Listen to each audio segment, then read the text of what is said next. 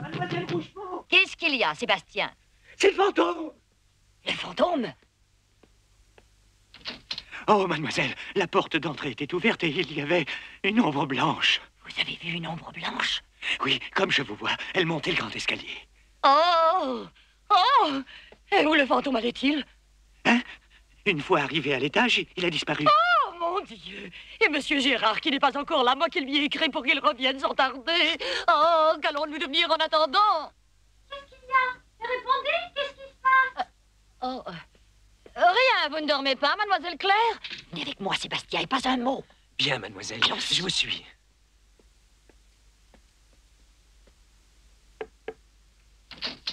Eh bien, qu'est-ce qui ne va pas, mon enfant? J'ai cru entendre crier. Qu'est-il arrivé? Ce n'est pas possible, je n'ai rien entendu. C'est votre imagination qui doit vous jouer des tours. Mais non, je suis sûre d'avoir entendu crier. Eh bien, dire vrai, pourquoi continuer à vous le cacher plus longtemps? Jean et Sébastien l'ont encore vu. De quoi parlez-vous, mademoiselle Rougemont? Mais voyons, cette maison est hantée, il y a un fantôme.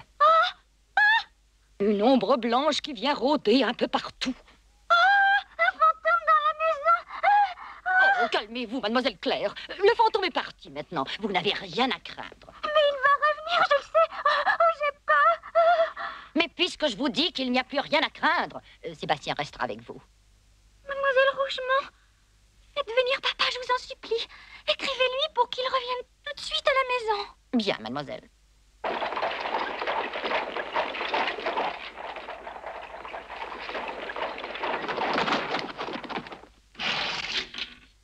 Bonjour, Sébastien. Mes respects, monsieur. Prenez mes bagages. Ma petite Claire, Enfin, tu es de retour. Ah, mais tu as bonne mine, mademoiselle Rougemont, qui prétendait dans sa lettre que tu dépérissais tant tu étais malade de peur. S'il y a quelqu'un que je dois remercier, c'est bien le fantôme, puisqu'il t'a fait revenir plus tôt que tu l'avais prévu. Tu as raison. Heidi, comment vas-tu? Bien, je vous remercie, et vous? Je ne sais pas si je me trompe, mais on dirait que tu as maigri, Heidi. Serait-ce le vilain fantôme qui te fait cet effet-là? Non, monsieur. Tu es courageuse. Monsieur Gérard. Je viens tout de suite. Vous n'avez plus rien à craindre maintenant, hein? Je suis là et notre fantôme n'a qu'à bien se tenir. Tu as confiance, hein? Oui, papa. Nous sommes sauvés, Heidi. Une plaisanterie, voyons, monsieur Gérard. Pouvez-vous croire que nous nous permettrions une chose pareille? Nous savons bien que vous n'avez vraiment pas de temps à perdre pour accourir ici à tout moment. Jamais nous n'oserions vous alarmer inutilement. Merci, Sébastien. Jean, si ce n'est pas trop vous demander, iriez-vous chercher le docteur? Je risque d'avoir besoin de ces lumières de savant, à supposer que cette histoire de fantôme soit fondée, bien sûr.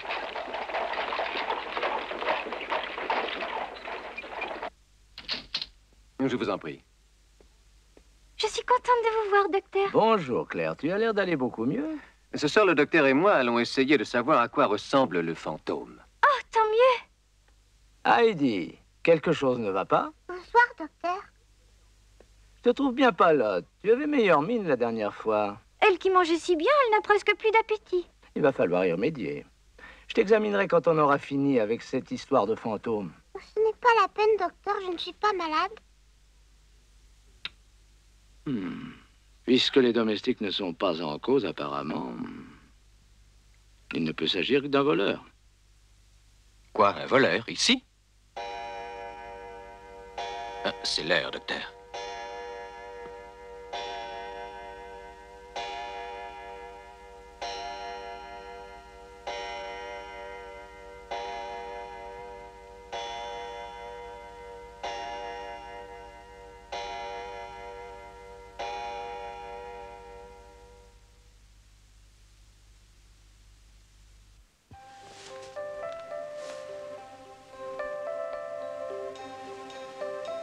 Je suis de retour chez grand-père. Grand-père!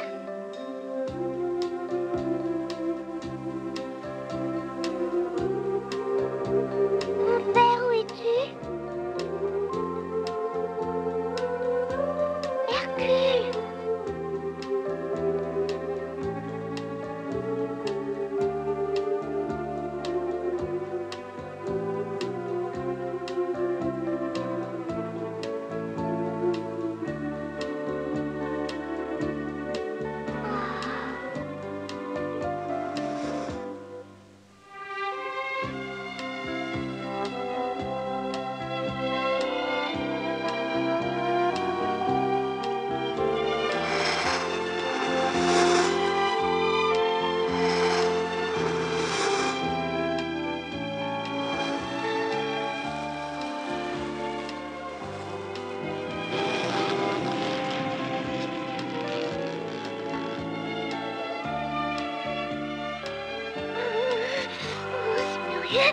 Oui, il fait froid, j'ai les pieds tout glacés, je tremble.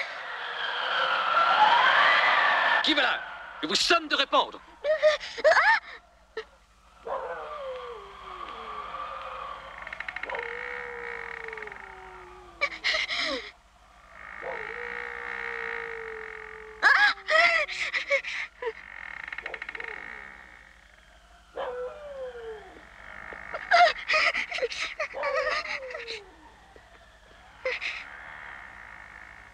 Heidi, mais qu'est-ce que tu fais là dehors? S'il vous plaît, monsieur Gérard, laissez-moi m'en occuper. Ne crains rien, Heidi. Tu vas venir avec moi. Nous allons remonter dans ta chambre. Tu viens?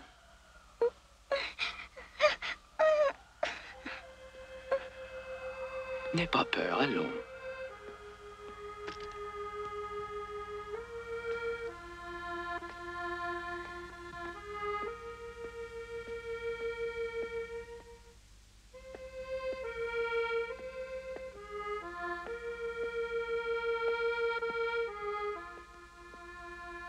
Voulez-vous m'attendre un moment, monsieur Gérard?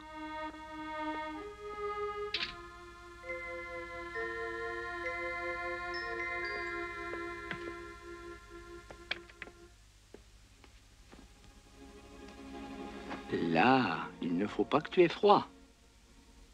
Alors, dis-moi, où voulais-tu aller? Où je voulais aller, moi je n'allais nulle part. Je me suis retrouvée en bas, mais je ne sais pas comment. Alors, peut-être que tu as tout simplement rêvé. Oui, en ce moment je rêve toutes les nuits.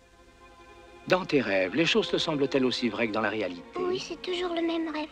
Je me retrouve dans ma chambre au chalet de grand-père et les sapins murmurent à mon oreille, mes sapins que j'aime tant et qui chantent si bien.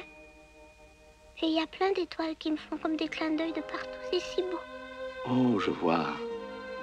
Oui, mais malheureusement ça ne dure pas. Et le pire, c'est que je me réveille chaque fois ici.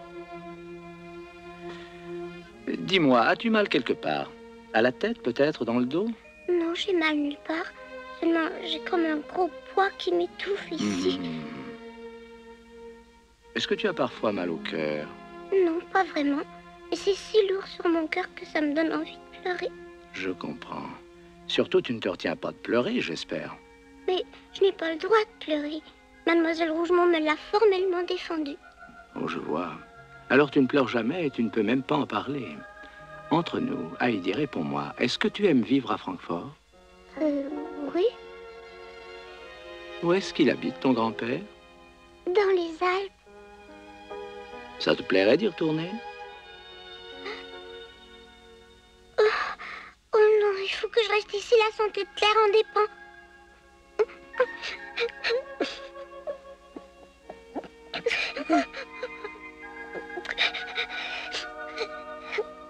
Pleure, Heidi, il ne faut pas te retenir.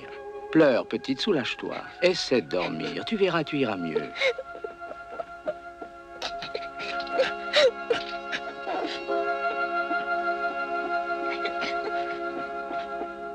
Comment? Elle est somnambule, ça, alors? Oui, et en plus, elle a le mal du pays. Il faut s'attendre au pire si on n'y remédie pas au plus vite. Le mal du pays, ça l'a rendue somnambule? Oh, pauvre enfant, dire que c'est sous mon toit qu'elle est tombée malade, elle qui était si vivante. Docteur, que me conseillez-vous de faire? Je veux qu'elle retrouve sa joie de vivre, qu'elle redevienne tout ce qu'elle était. Il n'y a pas 36 solutions. Il faut absolument que vous renvoyiez Heidi dans ces montagnes qui lui manquent terriblement. Nous n'avons pas le choix. Quoi? Vous voudriez que je la renvoie malade et amaigrie, mais qu'est-ce que son grand-père dirait? Qu'est-ce qu'il penserait de nous? Que nous avons manqué à tous nos devoirs? Non, il vaut mieux que vous commenciez par la soigner, puis je vous la ferai ramener chez elle, c'est promis. Mais voyons, monsieur Gérard, réfléchissez. Croyez-vous vraiment qu'un remède miracle puisse guérir du mal du pays, cher ami? Non, c'est l'air vivifiant des montagnes qu'il lui faut, et sans tarder. D'après moi, si nous n'agissons pas rapidement en prenant les grands moyens, nous risquons de voir cette petite s'affaiblir de plus en plus chaque jour.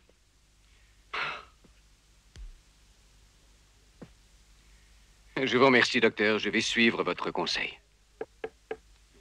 Oui? C'est moi, monsieur Gérard. Je viens tout de suite. Mademoiselle Rougemont, veuillez préparer tout de suite les bagages. Préparez les bagages? Vous nous quittez déjà? Mais non, ceux de Heidi. Nous savons maintenant que c'était elle le fantôme. Quoi? Heidi? Je veux dire, Adélaïde, le fantôme. Eh oui. Ah, c'est bien d'elle, ça. Quelle plaisanterie de mauvais goût. Mais Elle ne non, sait- voyons, Heidi est simplement en somnambule. Somnambule? C'est bien cela. Voilà pourquoi le docteur et moi avons décidé de la renvoyer dans ces montagnes immédiatement. Ah, voyons, vous n'y pensez pas. Et pourquoi, s'il vous plaît? Avez-vous donc oublié combien cette petite peut compter aux yeux de votre fille? S'il fallait que cet enfant nous quitte, je crains fort que Claire ne puisse jamais se consoler de son départ. Mais mademoiselle Rougemont, Elle ne manque aucune occasion de lui parler de ces belles montagnes. Comment voulez-vous que votre fille ne vive pas justement dans la crainte de la voir partir un jour? Vous comprendrez pourquoi il m'a fallu interdire formellement à Adélaïde de parler de ces Alpes, ou même d'y songer. Comment vous... Vous avez fait une chose pareille, mais tout cela est d'une cruauté sans nom. Je me soucie avant tout du bien de votre fille. Si Heidi est malade aujourd'hui, c'est vous qui en êtes responsable. Oh, monsieur Gérard.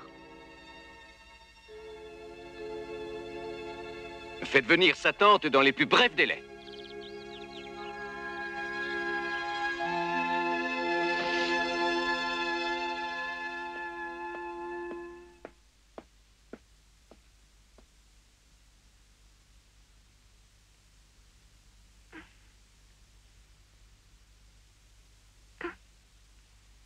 Pauvre petit enfant. Pourras-tu jamais me pardonner?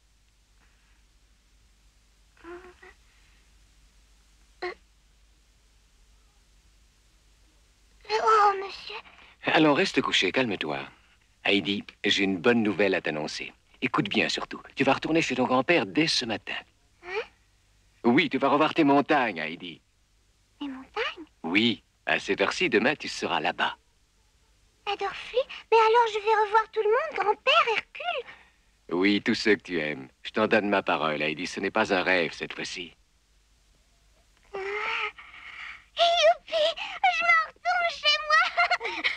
Je me retourne chez moi, youpi! C'est impossible. Mais comment impossible? Veux-tu me dire pourquoi? Il faut que je reste ici à Francfort. Jamais je ne pourrai penser à retourner chez moi. Ah, et pour quelle raison, je te demande? Parce que je l'ai promis. Claire est malade et... Elle serait trop seule sans moi. Je n'ai pas le droit de l'abandonner. Ma chère enfant, tu l'aimes donc tant que cela, ma petite Claire? Tu veux te sacrifier pour son bien-être? Fais-moi le plaisir de ne plus t'en faire pour ma fille. Désormais, c'est moi qui m'occuperai de bien veiller sur elle. Vrai? Oh oui, je vais rester près d'elle et je prendrai toutes les dispositions qu'il faudra. Pars, Heidi, pars sans remords. Tu l'as bien mérité, ma pauvre petite chérie. C'est grâce à toi si Claire a finalement repris goût à la vie. Oh, mais... Sois sans crainte. Je vais tout expliquer à Claire. Oui. Non, je ne veux pas qu'Heidi s'en aille. Claire, sois raisonnable. Pourquoi ne la soigne-t-on pas ici? Oh, je t'en prie, papa. Écoute, Claire, pour sa santé, il n'en est pas question. Si elle restait ici davantage, elle continuerait à se rendre malade et à dépérir tous les jours un peu plus. Elle va partir, alors? Oui, il le faut bien. Je ne la reverrai plus jamais? C'est bien ça que tu veux me dire? Voyons, ne pleure pas, tâche donc de comprendre. C'est un petit être qui ne peut pas vivre dans une grande ville. Il lui faut le bon air de ces montagnes pour s'épanouir. Ah bon, autrement dit, il faut que je me passe d'elle, c'est bien ça? Mais sois raisonnable. S'il est vrai que tu aimes Heidi autant que tu le dis, c'est pour son bien que tu dois accepter. Il ne faudrait pas oublier non plus que Heidi est malheureuse depuis qu'elle est ici et qu'on lui a même défendu de le dire. À refouler tout son chagrin, elle est devenue somnambule, tu sais. Ma chérie, pense à elle, veux-tu? Papa, Oui? puisqu'Heidi ne reviendra pas chez nous, je peux aller la voir, moi, par contre? Hein? Ai-je bien entendu? Mais oui, c'est la solution. Comme Heidi aime trop ces montagnes pour les quitter, et que de mon côté, je meurs d'envie de les voir, il ne me reste plus qu'à me rendre jusqu'à chez elle, non? Je n'ai jamais vu que les 4 murs de la maison. Dis que tu m'emmèneras. Mais Claire, que dis-tu là? Mais c'est une bonne idée, ça, ma chérie. C'est vraiment la clé du problème. Alors c'est bien d'accord, tu m'emmèneras? Oui, là, tu as ma parole. Dès le printemps prochain, nous partirons dans les Alpes, toi et moi, et tu pourras rendre visite à ton ami. Au printemps? Mais oui, maintenant. Est-ce que toi, tu promets de laisser partir Heidi? Tu veux bien, ma chérie? Oh, oui, maintenant. Je veux bien, oui. Voudrais-tu me rendre service et aller me chercher son panier? J'en ai besoin. Tu comprends? Je veux lui donner tout ce qu'elle voudra avant qu'elle ne parte. Oui, j'y vais. Il faut qu'elle apporte des pains blancs à grand-mère et du tabac pour grand-père. Et puis je veux lui faire de beaux cadeaux aussi pour qu'elle pense toujours à moi. Claire. Oh, je suis très fier de toi. Je reconnais bien ton grand cœur.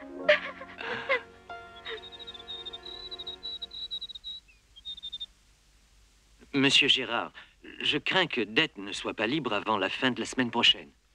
Eh bien, dans ce cas, c'est vous qui accompagnerez Heidi chez elle. Hein? Moi, accompagner Heidi? Oui, faites le nécessaire. Vous devez partir aujourd'hui. Très bien.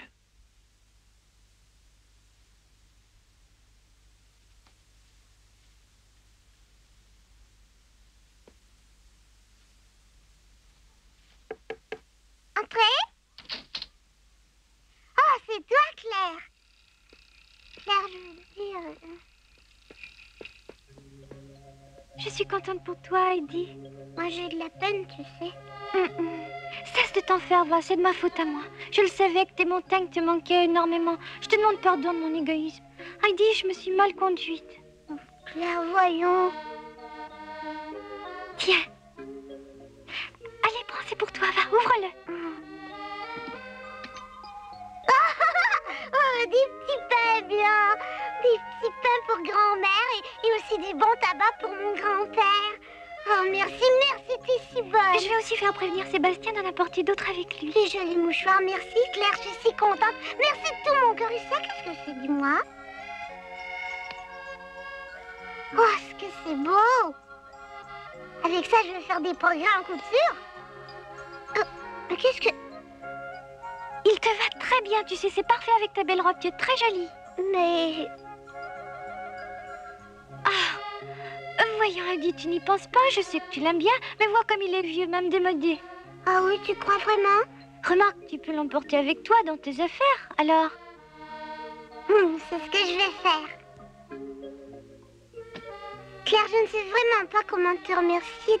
C'est moi qui te dois beaucoup, mais avant que tu ne partes, je voudrais bien que tu me promettes de ne pas m'oublier. C'est juré, Claire. Et toi, comment tu vas faire quand je serai partie? Oh, arrête de t'inquiéter. Tu vas me manquer beaucoup, oui. Mais tu sais, papa m'a promis de rester encore un peu. Puis attends, j'ai une autre belle surprise pour toi. Ah? Figure-toi que papa m'a aussi promis qu'il m'emmènerait dans les Alpes te rendre visite au printemps prochain. Ah, c'est vrai. Ah, je suis contente, formidable, on va se revoir. Tu vois, je ne serai pas seule. Tu n'as pas à t'en faire. Claire. Heidi.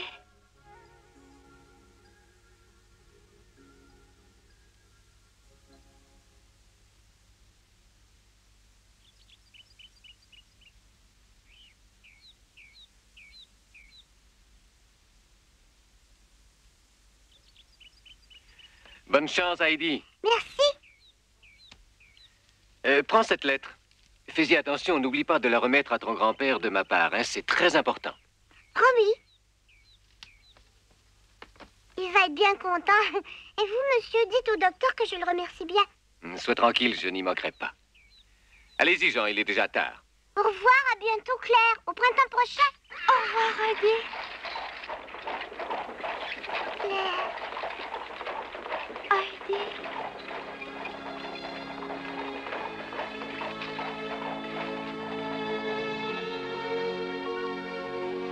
À bientôt, Heidi. Je te promets de venir te voir. Je te le promets. À très bientôt, Claire. Fais bien attention à toi. Heidi.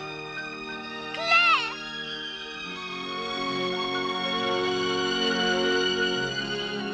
Le chagrin de quitter la maison de Monsieur Gérard s'estompa vite. À la pensée qu'elle allait retrouver son petit monde qui lui avait si cruellement manqué, Heidi ne se tenait plus de joie. Je vais revoir grand-père, Pierre, les chèvres, mes montagnes. N'arrêtait-elle pas de se répéter, le cœur débordant d'émotion.